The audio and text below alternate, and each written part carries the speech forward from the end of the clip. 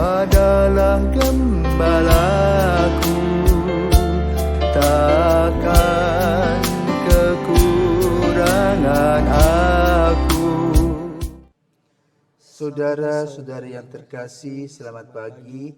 Salam jumpa lagi dalam Sabda Siap Saji Sabtu 18 Maret 2023, hari biasa pekan ketiga Prapaskah. Mari kita berdoa. Nama Bapa, Putra, dan Roh Kudus. Amin. Allah yang Maha Kuasa, dengan sukacita kami merayakan masa Prapaskah ini.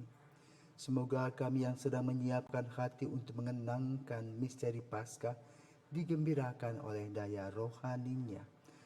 Dengan pengantaraan Yesus Kristus Putramu Tuhan kami, yang bersama dengan Dikau dalam persatuan Roh Kudus hidup dan berkuasa Allah sepanjang segala masa.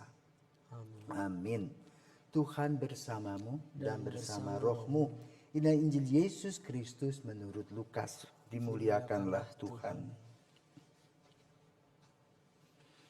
Lukas bab 18 ayat 9 sampai dengan 14. Sekali peristiwa Yesus menyatakan perumpamaan ini kepada beberapa orang yang menganggap dirinya benar dan memandang rendah semua orang lain. Ada dua orang pergi ke bait Allah untuk berdoa. Yang satu adalah orang Farisi dan yang lain pemungut cukai.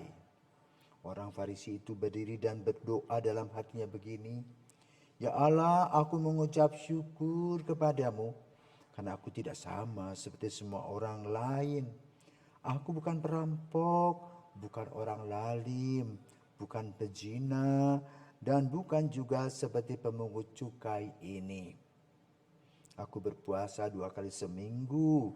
Aku memberikan 1/10 dari segala penghasilanku."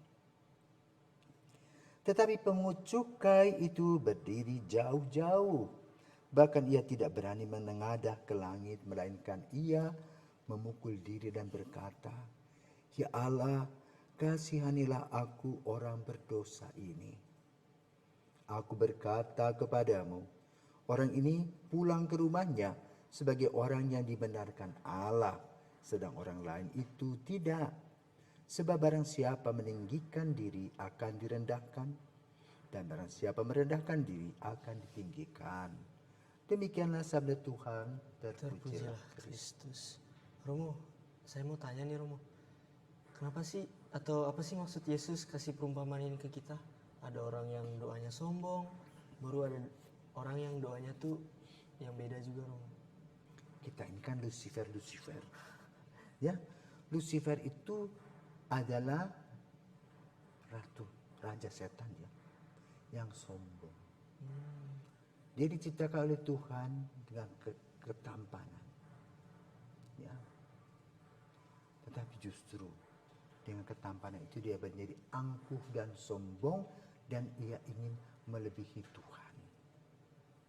Nah, itu sering terjadi dalam diri kita karena kita itu sama Tuhan diberikan kelebihan.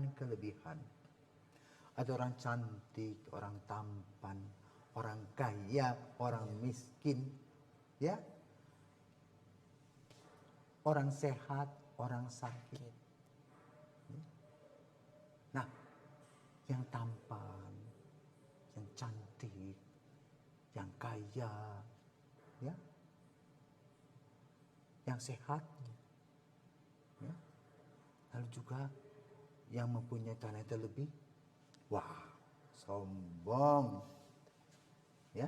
Nah itu yang tanpa disadari masuk ke dalam hati nurani kita, ya. Kan Yesus memberikan contohnya ini jelas, ya. Secara material, secara psikologis, apa salah orang Farisi itu menguraikan tentang keadaannya? Enggak toh? Enggak. Cuma konteksnya salah.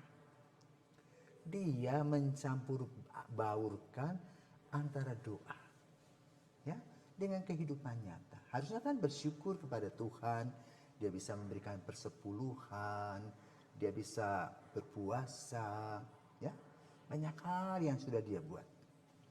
Tetapi justru dia bandingkan dengan orang lain, seolah-olah dia dirinya hebat. Ya. Padahalnya orang lain tuh dengan kesederhanaan, dengan kerendahan hati memberikan contoh kepada kita berdoa itu begitu.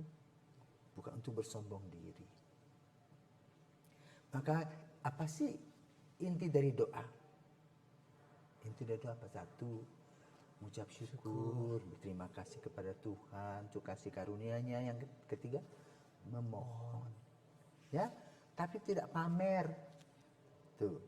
Jadi boleh katakan melalui contoh ini Yesus memberikan satu frame, ya, kerangka bagaimana seharusnya berdoa. Ya. Satu, punya niat yang positif dan baik. Kedua, mengungkapkan di dalam doa itu tadi apa? Syukur, terima kasih, pujian dan mohon kepada Tuhan. Tidak berdoa seperti doa politik, ya, doa yang mencari untung, doa puji-puji Tuhan dah. Dari kedalaman dan ketulusan hati, doa itu harus mengalir. Dan kita datang kepada Tuhan itu sebagai orang yang berdosa, bertemu dengan yang maha kuasa dan maha rahim. Maka kesanalah kita berdoa. Bukan untuk memamerkan atau membandingkan aku dengan temanku.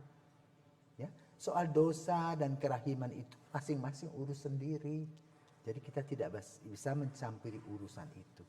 Kecuali kalau isi dompet kita. Ya toh, punya berapa, yuk kita makan rame-rame, ayo kita sumbangan. Seperti, nah itulah yang harus dilakukan.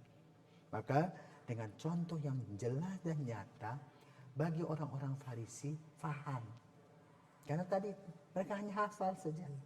Tidak pernah merenungkan apa sih implikasi, apakah side effect dari yang mereka hafalkan itu bagi kehidupan. Dan Yesus memberikan hal-hal praktis, ya, agar mereka lebih fleksibel dan juga bersyukur. Kenapa? Musa sudah membuat begitu banyak tata aturan yang begitu positif bagi mereka sehingga hidup mereka itu aman dan nyaman. Jadi dengan kata lain, ayo kita belajar.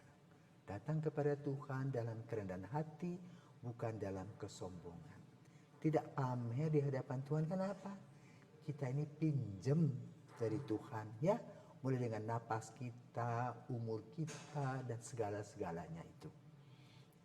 Semoga dengan memasuki masa Prapaskah, di mana kita mendengarkan sabda Yesus yang sangat luar biasa, mengajak kita untuk merefleksikan diri, khususnya dalam kehidupan doa kita, di mana kita datang dengan segala kerendahan hati kepada Yesus, dan bersama-sama berdoa agar kita senantiasa diberkati Tuhan.